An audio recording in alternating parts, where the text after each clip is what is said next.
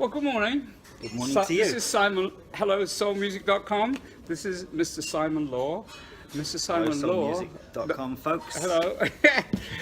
And we're sitting high above London, Yes. so to speak, at a place called the Heights, actually. Yeah.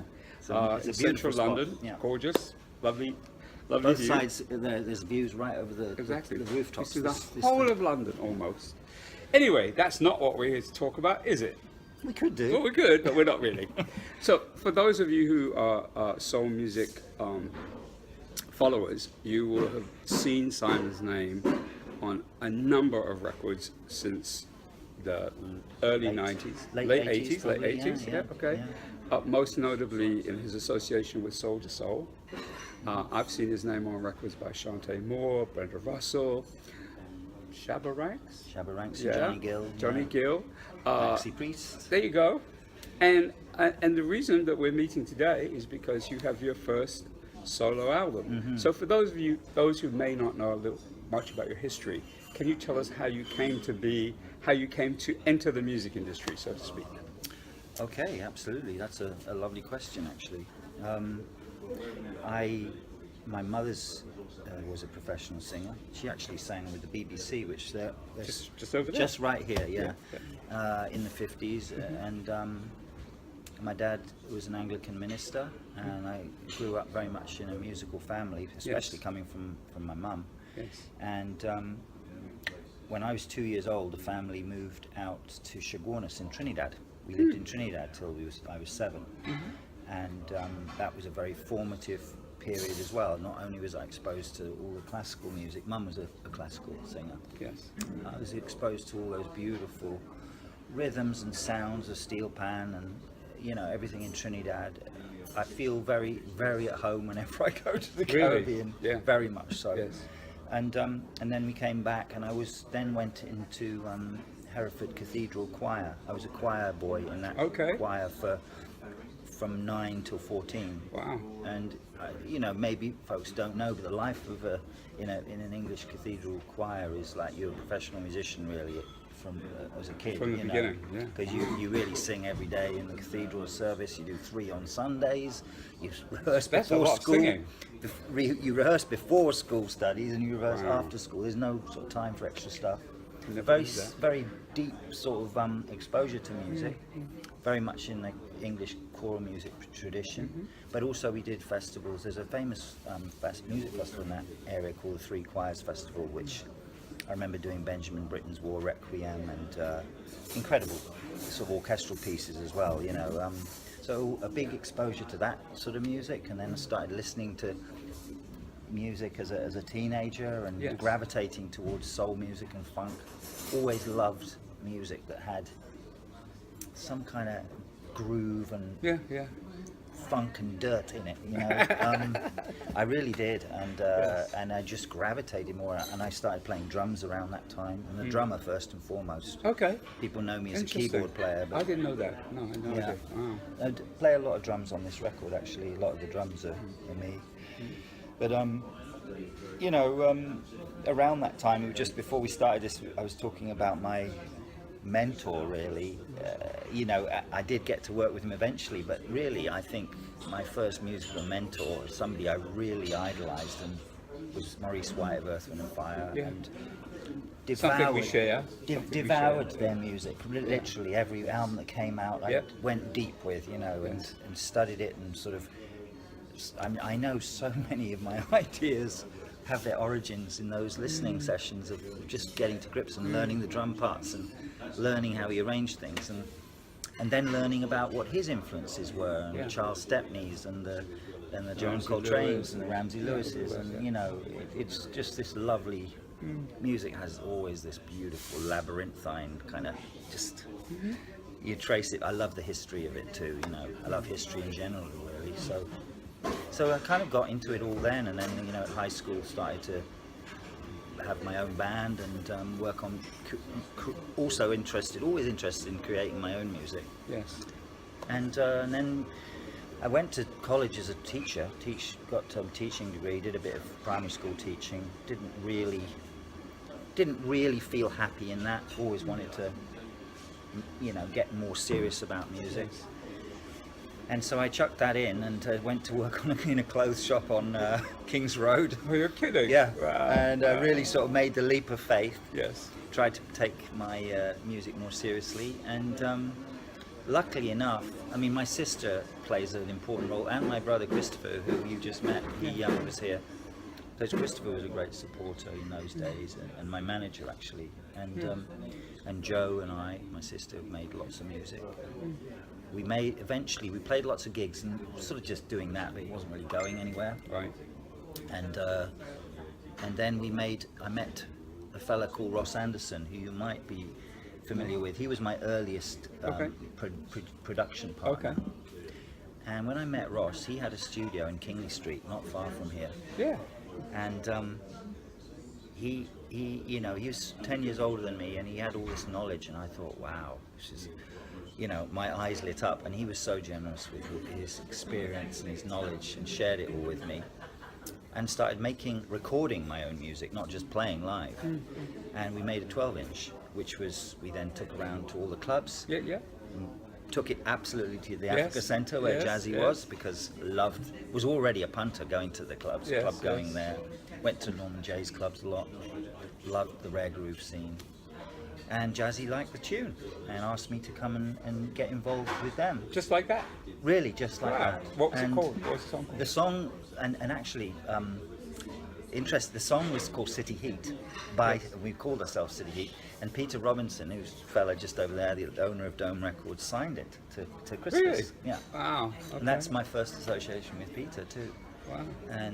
And I've mentioned that simply because my album's coming out on his label, Dome Records. Yeah. And so it's a wonderful kind of arc of life thing. Absolutely. I'm back here, it is 30 years, heaven's sakes. It's amazing. And I mean, that's a really potted history. No, I got you. Well, I know, as with all of us, there's a lot to fill in. So, I was really looking so we could just get a sense of how you first, how soul music, R&B, funk, how that became a part of your life, and that's pretty clear. Yeah. So how long did you actually work initially with Soul to Soul? Oh, I mean, I suppose we first started working probably around 87. Okay. And working on a whole bunch of stuff. And but I distinctly remember the two sessions really, which was at this studio in Kingley Street where Ross, I was mentioned a minute ago, us working on Keep On Moving and Back to Life there. Wow. And I posted on Facebook, if any of you want to look that up, I took a little picture of me in front of the door. Okay. It's 8A Kingley Street. And there it is still, and a very unassuming little doorway. Yeah. And it went down to a basement studio. It wasn't any fancy business at all. Right. I mean, later on, when success came, we had people like J.T. Taylor down there, Shaka Khan, some major music artists who came to this little grungy studio in Soho. Yeah. But it really was a special place, and it really, was where so much of my early stuff was created. Yeah. Now, did you have any idea when we did Back to Life and Keep On Moving that they would be hits? No, I mean, I think we thought, because Jazzie and Soul to Soul, their star was rising. They were running the best clubs in town. The first song, Fair Play, had really, I don't think, it wasn't a pop crossover, but everyone was playing it. Yeah. There was such a buzz. Yeah. And so we knew that it was going to do okay, but never in our wildest dreams thought it would be a pop crossover completely, global, and then go berserk in America. Yeah. No, there wasn't any master plan for that. And at what point did you begin to branch out as a solo producer, songwriter, and so on? At what point did your activities, diverge into doing your own thing? My own stuff? Yeah. Well, I mean, I think it just was like a natural progression. A very natural progression, because I mean, I was already, before meeting Jazzie, I was already producing my own stuff. I'd done this stuff with my sister. I'd also done some solo stuff of my own. In fact, it is an interesting I have to go back to that period. Someone asked me recently, when was the last time you did any solo material? Well, it was about 30 years ago. But I did a thing called, it was by the Funky Ginger, and it was a tune called Slaughterhouse, which was an early kind of UK house tune. Yeah. Which got signed to a label called Easy Street in New York. Yeah, that was a famous label in those early sort of days, you know. And then one of the loveliest things about that time was we got John Peel, the DJ on Radio 1, who always played cutting edge music from any genre. He loved it, and he got us down to Maida Vale, and we did a session there. And it was really quite, now I look at it in the timeline, it was quite groundbreaking. You know, we were doing many things. We were using samplers, but playing live with samplers, and you know, cutting up a lot of stuff, some pre-recorded kind of effects and stuff. The sort of things which are commonplace now. That was fairly new at the time. Groundbreaking. Yeah. So you know, I suppose what I'm saying is I was already a producer. So you already, you know, and confident in that. But then the success with Soul to Soul gave me some new wings, really, to really, and people started calling as well. And who was the first artist? My memory of you in that respect is Chante Moore, and the reason why that's always going to stay in my mind is because I actually worked with her at the beginning of her recording career as firstly as her media coach. So I trained her how to do interviews, and then obviously did her bio and so on. So I was there at the beginning. I remember the late Lil Silas, who signed it to his label. Bless his heart. You know, played me the music before it came out as a way to get me interested in working with her, and of course I loved it. And so that's the stuff with George Duke, right? Yeah. And so your name's indelibly etched in my memory banks with Love's Taken Over forever. And so was she the first American artist that you worked with? I'm not quite sure. Maybe. Before that, though, I'd worked with the English artist Junior Giscombe. Oh yeah, of course. I did some stuff with him. Yeah, lovely man. Yeah. And in fact, he was one of the earliest people.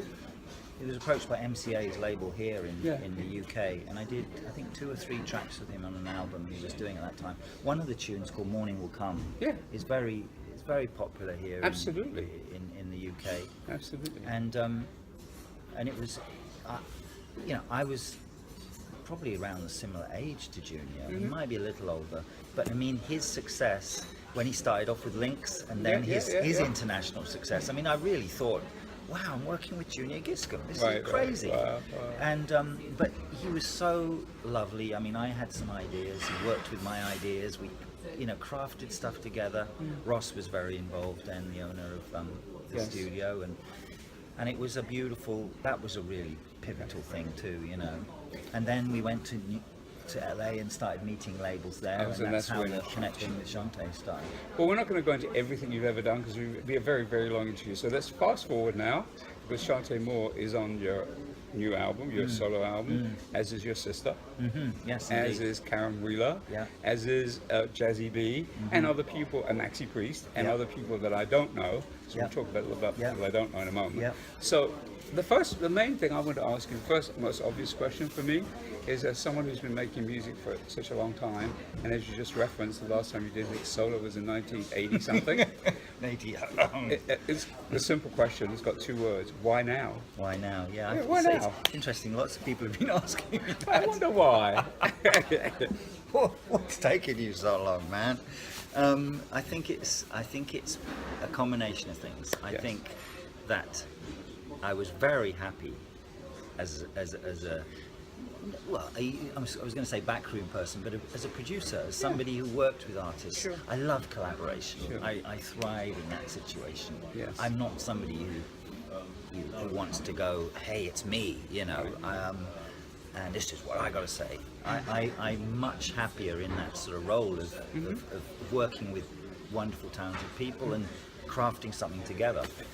And that's, in a sense, I think that's why on my record, I went to, it's a lovely thing because I've been able to acquaint myself and work again with some of these lovely folks, you know, that were so important to me when I worked with them in the past. So that's been a beautiful part of the record, and I hope that love and that sort of spirit shines through in the music, you know. But there's that, and so I was happy really in that role. Also, you know, I think, you know, we all sort of progress in different ways. I think now I really truly am very happy to make my own record. And you know, personal life things, you know, I think maybe I had 3 children. I was very involved with that, and you know, it's like you emerge from that part of your passage of your life, and you think, right, what's the next thing? What now? Yeah, and so not not why now, but what now? Yeah, what now? Yeah. Actually, that's very cool. That's exactly what it is. What now? And through a combination of talking with Peter, you know, at Dome, and also I've said this to a few folks. It's also, this album is not like something I've put together in the last 2 years. It really is songs going back for about 25 years, the best songs that I've got. Wow. So there's a lot of material that hasn't quite made the grade, and I think it's a good collection of the best of what I have, you know, and so it's a sort of thing where I suddenly realized, wow, I've got some great material here, and what's going to happen with this? I really want to show this. I really want to share it. Yeah. Well, so once you said, all right, I'm going to do this, what was the first step in that journey in terms of actually crafting this actual album? So what was the beginning? How did it begin? Yeah. Well, I think apart from your conversation with Peter, yeah. From a creative standpoint, what was the first? I think there's a key person to mention. Okay. This, a very key person to mention, and it's a thriving creative relationship now I have with Lane Gray, who features heavily on my record as a songwriter. And it was that sort of about 4 or 5 years ago, working with him again. I had worked with him quite a lot in the 90s with his band New Colours. He was in the UK group New Colours. Yeah, absolutely. And then I introduced him to Jazzie. He worked on Soul to Soul records that I was involved in. And he then had some fame with Wookiee. There's a UK garage tune called Battle, which is still a real anthem here in that world. He then also, Lane, multi-talented dude. Like he was interested in theatre, so he got into music theatre. He was in We Will Rock You for 4 or 5 years here in the West End. He toured the world with the Harder They Come musical. Production. Yeah. He was brilliant in that, absolutely brilliant. And other stuff in the theatre.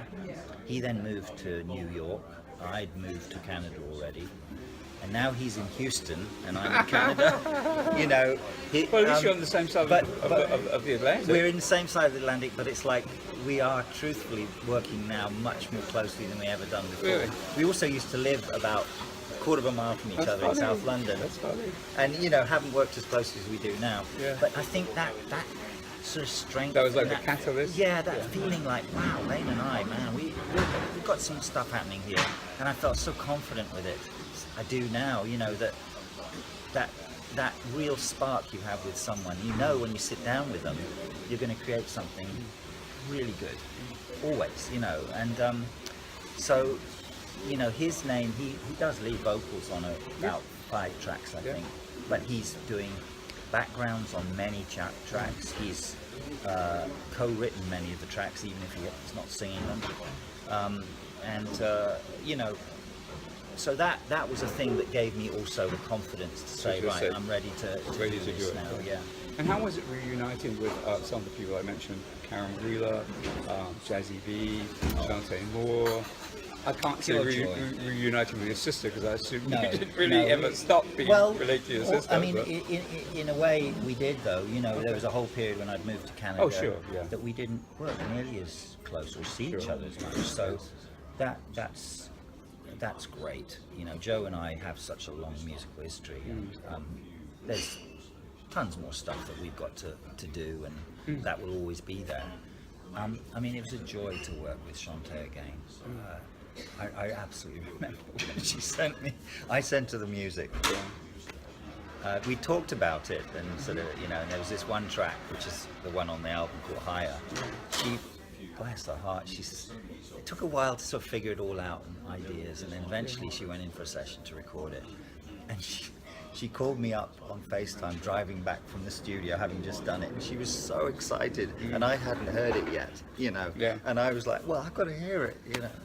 It was, and then when I heard it, I was blown away because it's got this absolute poise and beautiful sort of. I rate her so highly as actually a songwriter as well as a great singer. It's a beautiful song. Higher. Caron Wheeler is, to me, one of the finest singers on the planet. Yeah. Okay. You know. Yes. And the song Morning Love, which has been out already and it's connected with many people. It's lovely. That's always lovely to work with Caron. Jazzie, you know, we just have a. Yes. I was talking with him last night about new ideas for Soul to Soul. Oh, okay.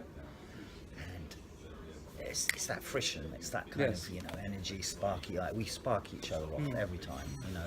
One of the things I mentioned to you before we turned on the lovely video, was about, you know, in listening to it, in particular the last 5 songs, I think it was. I wrote it. I didn't write it down, but as I was listening, I was noting that probably it was the last 5 songs for me in particular had a certain connectivity that I would call metaphysical in nature, or for some people use the word spiritual, and it has a lot of connotations.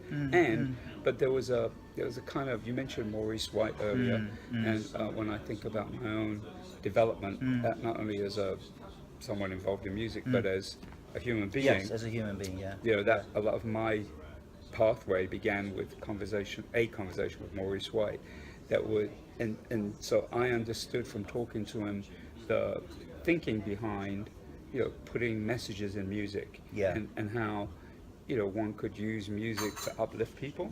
Absolutely. So that's very dear to my heart. And I was particularly interested in that seemed to be what you were doing. I'm so chuffed that you picked up on that, David. Absolutely. So that was by design, clearly. Yes, it was by design. Can you say a little bit about that? Because everybody, I mean, we live in a world where, you know, if we listen to the radio, we wouldn't necessarily hear people imparting messages that are of hope or of peace or of, you know, dealing, you know, looking at with the inner self. Yeah, that's not what we hear on the radio for the most part. No. So what, since it is by design, what's your thinking behind doing that at this point in time? Well, my thinking is that it's most important for artists to engage with this work. I think it's duty is a heavy word, but I do feel it's my duty, at least as an artist, to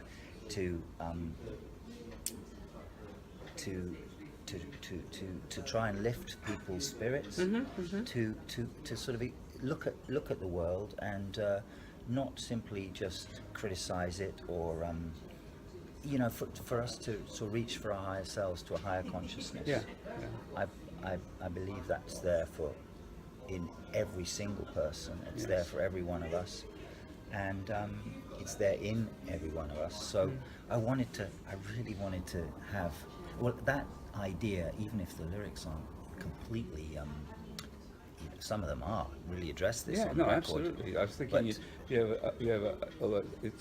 you have something called Heart of God, which I was like, whoa, that's not you know, a title like that is not. It's not like a throwaway title. No, it's not a throwaway title. No. It speaks of my dad was a Christian minister. He spoke of a contemplative life, a life that is an inner life. You know, a life that is more inner directed, and often quiet and reflective, you know, rather than reactive. The whole world is madly reactive all the time. I do understand. And you know, we're as human beings, we're hardwired to do that. But we also have a wonderful capacity to reach beyond that and to reach to a higher Higher Ground, as Stevie Wonder sang Yeah, about. yeah, You yeah. know, Yeah. and many of Maurice's songs spoke about. You Yeah. know.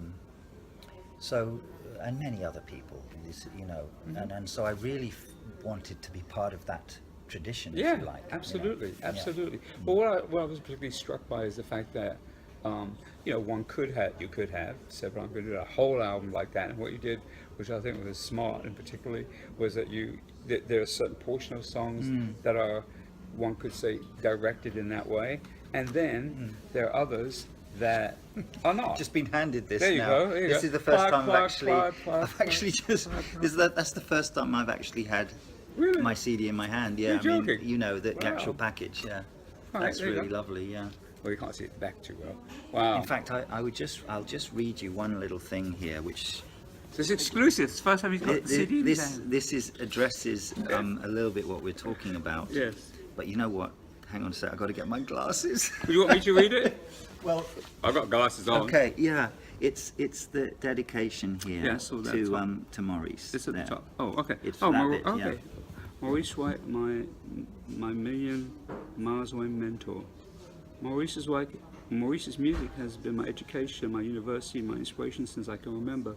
His vision and fearlessness have sustained and always motivated me, not only as a musician, but as a human being too. I was blessed beyond all words to be asked by the great man to write with him in LA in 1991.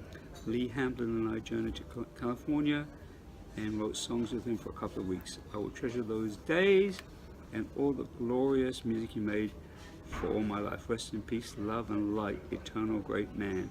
Wow, I could have written that, except for the part I didn't write any songs with him. Did a lot of things, you know, wrote an amazing storyboard that never actually turned out. And it was supposed to be, the storyboard we wrote, based on conversations I had with him, was supposed to be the template for his first solo album, and it was amazing. I have it somewhere. I don't know where it is. I've got it somewhere in my storage unit. That's And unfortunately, when I took it to the record company, they said that your first solo album is not going to be a concept album, because this was a concept. So that didn't happen. So I do know what it's like to work directly with him in a creative mode. Oh, that must have been but that's amazing. So I could have written almost everything you said except for writing songs. So that's amazing. I feel even more, you know, having listened to your album, even more now I understand your thinking process, like, you know, how you would arrive at this. And what I was saying before is what you did was you didn't make a whole album like that, because there are other songs on there that address other more worldly topics. Yeah, sure. And sure, I like that you balanced it and you didn't just make it. I thought he was a master at balancing. Well, yeah, you because know. because that was because if you did a whole, people have done whole message albums. It's a bit more challenging. Yes. Because some people feel like they're being preached out, or they don't want to be. Last thing I want to do is to preach to folks. It's more like being very open-hearted and saying, well, you know, this is how I'm feeling about things. And there's a wonderful Earth, Wind & Fire song called "It's All About Love." Yeah. And I just adore that song because it's kind of him in a nutshell. Absolutely. You know. And one where he talks about world religions and all. Mysticism. Yeah. And he sort of, it's like taking Have mercy. He's sort of loving it. There's some where he says, "Have mercy." It's just this lovely moment where he's sort of, you know, he's sort of got the sense of humour as well, you know, and it really, his lifetime's work speaks so powerfully to me. Now, I've got to ask you two questions. I know I learned a long time ago, Simon, that videos are great. However, if you do them too long, people tune out. Okay. So we're we're going to ask you a couple more questions. Yeah. The album's called "Look to the Sky," and you know that's even in and of itself is a kind of somewhat of a profound title. So how did you? Okay, I can tell you exactly where that idea came from. Please. I used to go, I haven't been there for a while. There's a place in France called the Taizé Communities, which was founded by a guy called Brother Roger. And he wanted, this is in the Christian tradition, but he wanted a community of people who didn't have anything to do with Catholic, Protestant, Orthodox or anything. He wanted to bring people together. It became very a place where young people just ended up gravitating towards. But it's a very, and I went there with my dad in the 70s and in the 80s. Brother Roger wrote many books. He was a great writer and wrote many prayers. But in one little bit of writing he wrote about once, he said about how we must always remember look out there, we have the sky, and it's always there for every single one of us. Endlessly creative, endlessly changing, endlessly reinventing itself. And there's the lyric of the song goes, look to the sky where endless creativity lies, the ever-changing clouds feel the power right now. Wow. And it's and Jazzie talks about I it. can hear, absolutely. And it's sort of I just think this is a wonderful, and it very much synced in with Maurice's ideas and that sort of universality, the higher consciousness that's there always, and has a symbol in the clouds that you can look out at the sky, because it's always there changing. So life is always going to change, and we have to embrace it and go with the flow. I've got 2 more questions for you. First, how do you feel now that you have a physical CD? You're holding a physical CD. How do you feel about that? How does it feel to actually see that? My heart is racing, and I feel that's like literally the first time. It is actually. We've worked on this, and so now this is. So we're here at the beginning of you actually witnessing. Truly, we are. Yeah. And how does it feel? It feels really lovely, and I'm tremendously proud of this record, and it really is an offering to everyone. Great. And, I hope you enjoy it. Yeah, well, I have already, so I definitely suggest everyone check it out. And the last thing is, what are you going to do now? So you had a what now, then a why now, and now what next? And now, yeah. I mean, I'm sort of figuring out how to take this on the road and perform it. Yeah. I really Fantastic. love to. That's another sort of level of figuring out Yeah, finances and everything, but it's going to happen, definitely. Brilliant. And lots of stuff to work on. Going to do some more soul to soul stuff. Yes. There's an artist called Coco Brown in Toronto that I'm going to work on. I must mention, I have a band in Toronto with my partner Jen Schaefer. Yes. And that's a more like a for soul music fans. I would say if you know the music of Little Feat or some of the more funky Like kind of Doobie Brothers, that sort of country-ish sort of folk, but funk in there as well. That's very much what we do. Really? And we're working on a second album. We did our first album a couple of years ago. We play a lot in Toronto. Wow. And actually, a lot of the musicians on the album, in the band, have played on this. Dear friends of mine. That band's been going for 10 years actually. Wow. And Jen sings a song on the record called and wrote it with me, called Heart of the Beast. Yeah. So there's tons of things. So so this is the answer to and now is who. Just keep going. Keep going. Or I could get really silly now and say keep on moving. You could. I did it. Too late. It's okay. Say it It's already. fine. It's all Well, right. Simon, it's been really great talking to you. Really great to meet you.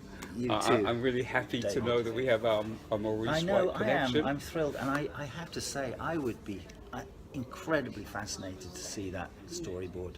That would be Well, if I can find it amazing. somewhere, I'll That's share a it with treasure, you. man. Yeah.